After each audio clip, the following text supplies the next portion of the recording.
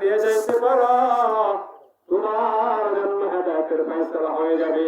সুবহানাল্লাহ বলেন। শুধু তাই নয়, হাদিসের ভাষায় বলা হয়েছে,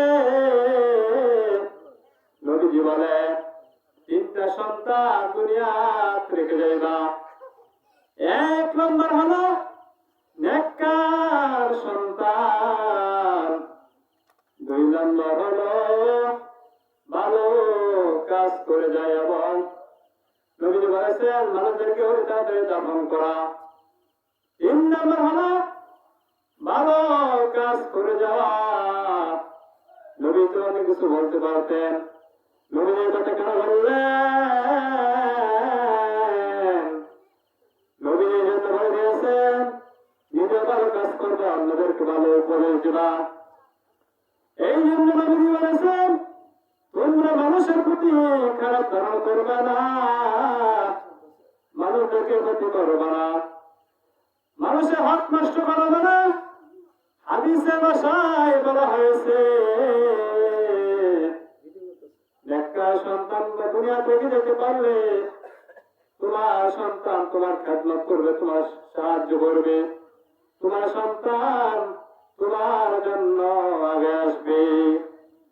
রাসূল হাদিসের মধ্যে বলে দিয়েছেন যে ব্যক্তি নাকি মানুষের উপর জুলুম করে, মানুষের ক্ষতিগ্রস্ত করে, ওই লোকের চোখের পানি পড়ার কারণে আমার রাসূল ওয়াদা দিয়ে জানিয়ে দিলেন ওই লোকের চোখের পানি পড়ার কারণে তার দুনিয়া আল্লাহ সহ্য করতে পারেন না, দুনিয়া তার বিচার শুরু করে দেন। নাউযুবিল্লাহ বলেন। শুধু তাই নয়, রাসূল শুধু এতটুকু বলে নাই তোমরা কি করবা মানুষের একটু খারাপ ধারণা করবা না। রাসূল বলে দিয়েছে মানুষদেরকে জেনে শুনে প্রবাস ছাড়া মানুষের কোনো অপবাদ দিবা না, মানুষের কোনো মিথ্যা আশ্রয় জন্য বলবা না। রাসূল বলে দিয়েছেন মানুষের উপর আন্তরিক কোনো ধরনের কি দিবা না, অভিযোগ দিবা না। রাসূল বলে দিয়েছেন তাহলে তোমরা মানুষদেরকে কি করবা, ভালোবাসবা। আমার নবী বলেছেন আত্তাবিউনি ইউহিব্বুকুমুল্লাহ। নবী হাদিসে বললেন তুমি যদি নবীকে অনুসরণ করতে চাও, নবীকে ভালোবাসতে চাও, নবীকে যদি মহব্বত করতে চাও তাহলে নবীর মতো নবীকে ভালোবাসবা। নবীজি বলে দিয়েছেন আমাকে কিভাবে ভালোবাসবা, আমাকে মহব্বত করবা, এটার কারণ হলো ফাত্তাবিউনি ইউহিব্বুকুমুল্লাহ। নবীকে অনুসরণ করবা, নবীকে সংবাদ দিবা, মানুষের নমস্কার করবা না, যা কথাগুলি শুনবা এবং কথাগুলি আপনার সিনেমাতে যেভাবে শুনবা তার মধ্যে নবী বলেছেন সওয়াব পাইবা, ফায়েজ হবে। সুবহানাল্লাহ বলেন। শুধু তাই নয়, এই জন্য নবীজি বলে দিয়েছেন 3টা কাজ করার জন্য ভালো কাজ করতে হবে, মানুষ পরে গেলে তাকে দাফন করতে হবে। 3 নম্বর হলো নেককার সন্তান রেখে যেতে হবে। যে আয়াতটা বলেছিলাম পূর্বের আগে আলোচনা, আল্লাহু বিল ওয়ালিদাইনি ইহসান, আল্লাহ রাব্বুল আলামিন জানিয়ে দিয়েছেন ও বান্দা তুমি তোমার মা বাবার সেবা করো,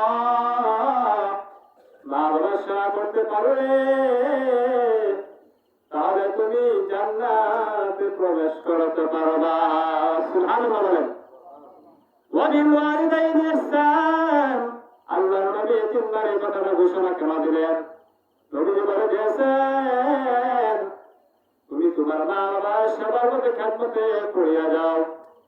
তোমার মা অসুস্থ হয়ে গেছে, তুমি তোমার মা বাবার সেবা করো, তোমার মা যখন যেটা চাইছে তুমি সেটা দিয়ে দাও, তুমি তোমার মা বাবার কথা অনুযায়ী পরামর্শ নিয়ে চলো। হাদিসের ভাষা বলেছে আল্লাহর নবী মুহাম্মদ সাল্লাল্লাহু আলাইহি ওয়াসাল্লাম নবী বলেন, তাহলে কি করতে হবে? মা বাবা যখন যেটা চাইছে তুমি সেটা দেওয়ার কারণে আমার নবীজি বলেন মাঝখানে কোনো পর্দা থাকে না, আর শাদী কবুল হয়ে যায়। সুবহানাল্লাহ বলেন। শুধু তাই নয়, এই জন্য আল্লাহ রাব্বুল আলামিন বলে দিয়েছেন তোমার মা বাবা কোনো বাস কোনো শব্দ না পায়, তোমার মা বাবা তোমার দ্বারা কোনো কষ্ট না পায়, তোমার মা বাবা তোমার জন্য সন্তুষ্ট হয়ে যায়, আমার আল্লাহ সন্তুষ্ট। সুবহানাল্লাহ বলেন।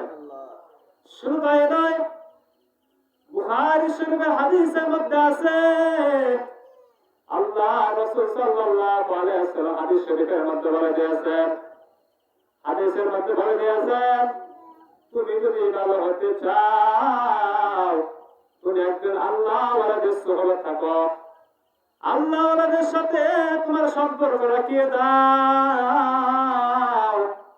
আল্লাহর সাথে যদি আল্লাহর নবী আল্লাহওয়ালার সাথে সম্পর্ক রাখতে পারো, লাইনকে লাইন ধরে ফেলো, তাহলে মাওলানা কারীম তোমাকে পায়েস ওদের সাথে থাকার কারণে তোমাকে পায়েস ভাঙ্গা দিতে থাকবে। সুবহানাল্লাহ। এইভাবে কিতাবে ভাষা বলা হয়েছে,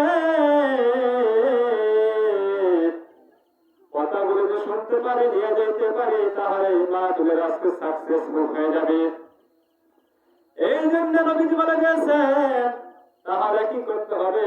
নবী বলেন চোখের পানি না আসলে বাহানা করতে হবে, তালাশ করতে হবে, তালাশ করতে পারলে গুনাহ মাফ হয়ে যাবে।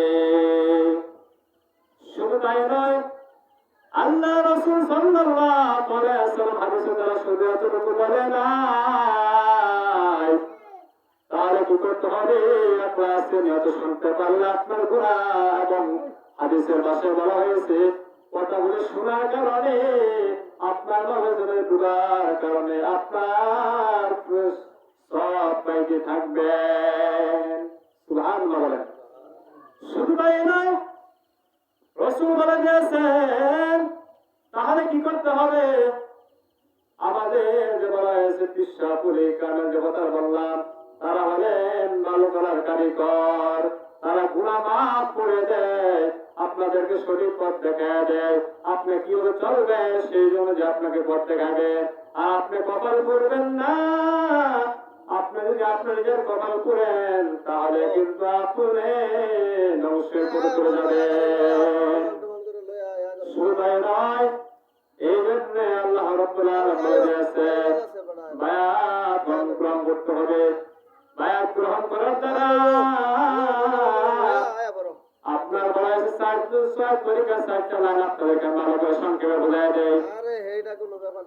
এই জন্য কিতাবের ভাষা বলা হয়েছে রাসূল বলেছেন মানুষ যারা ক্ষতি করে, যারা বান্দার হক নষ্ট করে, মানুষদেরকে জেনে শুনে আনতে অপবাদ দেয়, এই কাজ থেকে আপনারা এবারে কাজ করবেন না, কারণ ভালো শয়তান এত বড়, কিন্তু আমরা মানুষ ভালো হতে চাই, বলেন ঠিক কিনা? আমরা কি শয়তানের পথে যেতে চাই না আমরা সঠিক পথে আসতে চাই? কোনটা বলেন? আওয়াজ করে বলেন। আমরা সঠিক পথে সবাই থাকতে চাই না, শয়তানের পথে কিন্তু আমরা যেতে চাই না, কারণ শয়তানের দল কিন্তু বড়। শয়তানের কাম হলো কি? খোঁচাখুচি করা, আপনাকে এই পথ দেখাইব, এটা করবো, এই কিছু মনে করছি, ওলা কিন্তু হ্যাঁ দিছে, ওলা হ্যাঁ দেখায় কাঁথা বসে দিছে, কিন্তু নিজে ওলা দিছে আর কাঁথা হেডা কোনা, কিন্তু দুষে কাঁথা বলা ঠিক কিনা? শুধু তাই নয়, খুব খেয়াল করে কথাগুলি শোনা চাই। রাসূল বলে দিয়েছেন মানুষের তোমরা হক নষ্ট করিও না, মানুষদেরকে উপকার করো না। রাসূল বলে দিয়েছেন মানুষদেরকে উপকার করার কারণে, একটা মানুষ যদি উপকার করার কারণে তোমার প্রশংসা করে, ওই লোকটা যদি উপকার পাওয়ার কারণে তুমি সব পাইবা, বরং আল্লাহ তাআলা এর বদলে তোমাকে ফলাফল তুমি সফলতা অর্জন করতে পারবা। সুবহানাল্লাহ বলেন।